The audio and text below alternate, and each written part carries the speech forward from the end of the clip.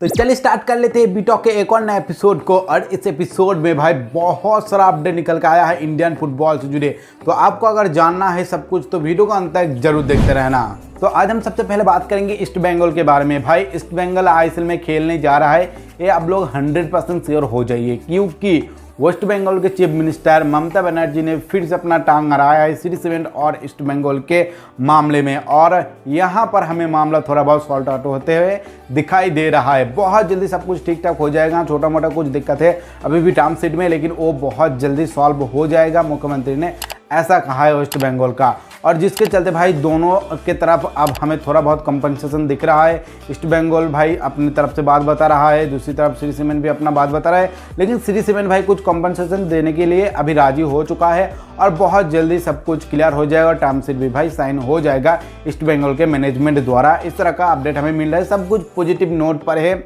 और इसके साथ साथ मैं आपको एक और बात बता देता हूं कि ईस्ट बंगाल ट्रांसफर मार्केट में भी अपना काम शुरू कर दिया है। कुछ फ्री एजेंट के साथ वो अपना बात चला है सीएफएल खेलने के लिए, साथ साथ कुछ खिलाड़ी को ट्रांसफर फी देकर भी साइन करेगा, इस तरह का अपडेट है।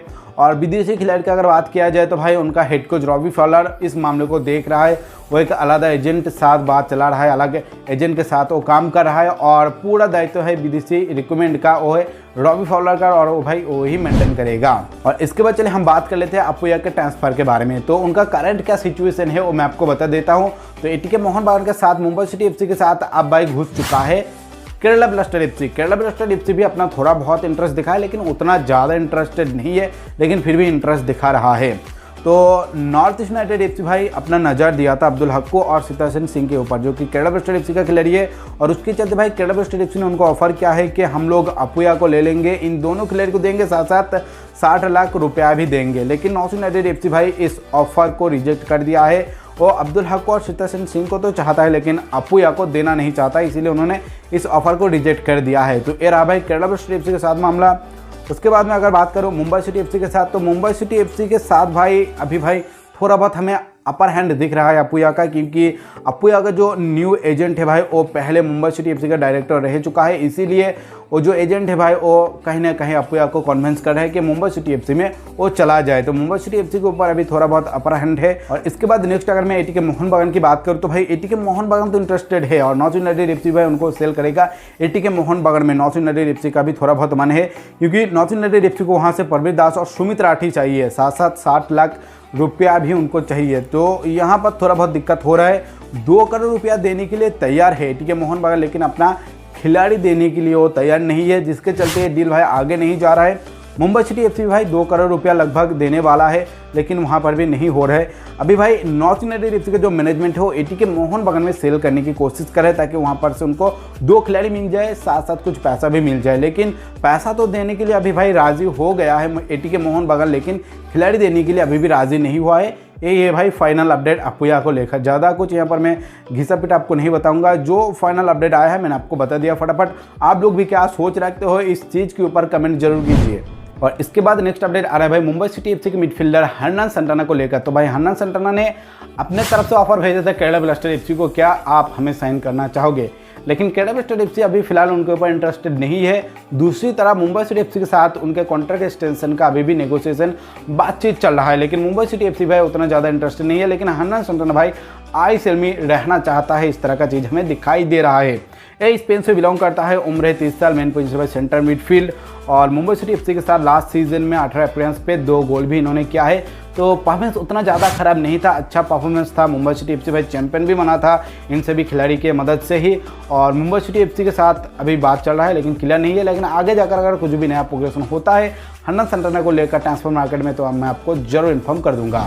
और इसके बाद नेक्स्ट अपडेट भी आ रहा है भाई मुंबई सिटी एफसी की तरफ से। तो Mumbai city FC Kerala blaster FC के विंगर प्रशांत केपी के ऊपर अपना नज़र थमाया है, उनके ऊपर इंटरेस्ट दिखाया है। लेकिन अभी फिलहाल भाई बात आगे नहीं बढ़ा है, लेकिन इंटरेस्ट शो किया है उन्होंने। और आगे जाकर भाई कुछ भी हो सकता है ट्रांसफर मार्केट में। तो प्रशांत का उम्र है भाई 24 साल और इनका मेन पोजीशन है राइट विंग और केरला ब्लास्टर एफसी के साथ 2023 तक उनका डील है। तो यहाँ पर ट्रांसफर फी का मामला हो सकता है। केरला ब्लास्टर्स एफसी के साथ खेलते हुए उन्होंने टोटल भाई 48 अपीयरेंस किया है और साथ साथ एक बार लोन आउट भी हुआ था चेन्नई एफसी में 2017 में, वहां पर जाकर भाई 10 अपीयरेंस भी उन्होंने किया था। तो एक अच्छा खासा खिलाड़ी है, अच्छा खासा एक्सपीरियंस खिलाड़ी है। अभी तक बहुत ही ज़्यादा उन्होंने अपने आप को प्रभावित किया है आईएसएल में और उसको ही देखते हुए भाई अब मुंबई सिटी एफसी उनको इंटरेस्ट दिखा रहा है। आगे चलकर अगर कुछ भी भाई हमें पता चलता है इस प्रोग्रेशन के बारे में तो मैं आपको जरूर इन्फॉर्म कर दूंगा। और इसके बाद भाई नेक्स्ट अपडेट आ रहा है चेन्नई एफसी की तरफ से। चेन्नई एफसी एक बहुत ही उम्दा विदेशी खिलाड़ी के ऊपर अपना नज़र थमाया है, इंटरेस्ट दिखाया है, जिनका नाम है भाई लुइस हॉल्टबाई। ये भाई इससे पहले जर्मनी में बहुत ही उम्दा परफॉर्मेंस करके दिखाया है, बुंदेसलीगा में खेला है, साथ साथ प्रीमियर लीग में भी भाई खेला है टॉटनहम हॉटस्पर के साथ। इसके अलावा अपने नेशनल टीम को भी इन्होंने रिप्रेजेंट किया है, जर्मनी के नेशनल टीम को। 3 अपीयरेंस है उनके नाम। और भाई इससे पहले वो खेल रहा था ब्लैकबर्न रोवर्स की तरफ से और अब शायद वो आईएसएल में शिफ्ट हो सकता है। अगर मैं इनके कुछ खास क्लबों की नाम करूँ तो भाई फुलहम की तरफ से इन्होंने खेला है, साथ साथ इन्होंने खेला है भाई VfL बोचम की तरफ से जो कि बुंदेसलीगा का क्लब है। और अभी फिलहाल भाई वो फ्री एजेंट है और उनके ऊपर इंटरेस्ट दिखाया है हमारे इंडियन क्लब चेन्नई एफसी। आगे चलकर भाई कुछ भी हो सकता है, लेकिन मार्कस की तरफ से जितना भी भाई हमें क्लू मिला है इस खिलाड़ी के ऊपर ही हम सभी लोगों का नज़र गया है। ये भाई 30 साल का एक सेंटर मिडफील्डर है और अच्छा खासा परफॉर्मेंस अभी तक उन्होंने किया है बुंदेसलीगा और प्रीमियर लीग में। आगे चलकर देखते हैं कि क्या होता है, अगर कुछ भी नया आता है तो आप लोगों को मैं बता दूंगा। और इसके बाद नेक्स्ट अपडेट आ रहा है नॉर्थ ईस्ट यूनाइटेड एफसी की तरफ से। तो भाई नॉर्थ यूनाइटेड एफसी ने लॉल्डन मवाराल्टी के ऊपर अपना नज़र दिया है, जो कि अभी हैदराबाद एफसी के साथ जुड़ा हुआ है। इनका उम्र है भाई 28 साल, मेन पोजीशन है लेफ्ट विंग। आइजोल एफसी की तरफ से इन्होंने खेला है, उसके बाद ईस्ट बंगाल की तरफ से 33 अपीयरेंस है, साथ साथ 11 गोल भी है। और हैदराबाद एफसी की तरफ से उतना ज़्यादा उनको मौका नहीं मिला है, अभी तक 1 अपीयरेंस उन्होंने किया है। तो हैदराबाद एफसी से शायद वो शिफ्ट होना चाहेगा किसी दूसरे क्लब में, क्योंकि यहाँ पर उनको गेम टाइम और मैच नहीं मिल रहा है। तो नॉर्थ यूनाइटेड एफसी ने इंटरेस्ट दिखाया है और मुझे लग रहा है कि यहाँ पर शायद बात बनते हुए दिखाई दे सकता है। ऑल सेट टू साइन हमें पता लग रहा है। और इसके बाद नेक्स्ट अपडेट आ रहा है भाई गोकुलम केरला एफसी की तरफ से। तो भाई Gokulam Kerala FC next season I league खेलने के लिए अपना ट्रेनिंग स्टार्ट कर दिया है कल से ही। इससे पहले मोहम्मडन एसी ने किया था और अब गोकुलम केरला एफसी ने भी भाई अपना ट्रेनिंग स्टार्ट कर दिया है। इसके बाद नेक्स्ट अपडेट आ रहा है भाई राउंड ग्लास पंजाब एफसी की तरफ से। तो भाई राउंड ग्लास पंजाब एफसी ने साइन कर लिया है केन लुइस को, बहुत ही जाना माना खिलाड़ी। इससे पहले बेंगलुरु एफसी में भी वो खेल चुका है। 28 साल इनका उम्र है, मेन पोजीशन है राइट मिडफील्ड। मोहन बागान को इन्होंने रिप्रेजेंट किया है, दिल्ली डायनामोस की तरफ से खेला है, उसके बाद पुणे सिटी की तरफ से भी खेला है। लास्ट टाइम वो भाई आई लीग में ही खेल रहा था सूर्यवा एफसी की तरफ से। 14 अपीयरेंस पे उनका 3 गोल भी है और उनका कप्तान भी बना था। और अब वो भाई पूरी तरीके से शिफ्ट हो चुका है राउंड ग्लास पंजाब एफसी में, एकदम ऑफिशियल अपडेट है। इसके बाद नेक्स्ट अपडेट आ रहा है मोहम्मडन एसी की तरफ से। मोहम्मडन एसी ने भी भाई एक बहुत उम्दा तगड़ा खिलाड़ी को साइन कर लिया है नॉर्थ यूनाइटेड एफसी से, जिनका नाम है भाई वेनवाज।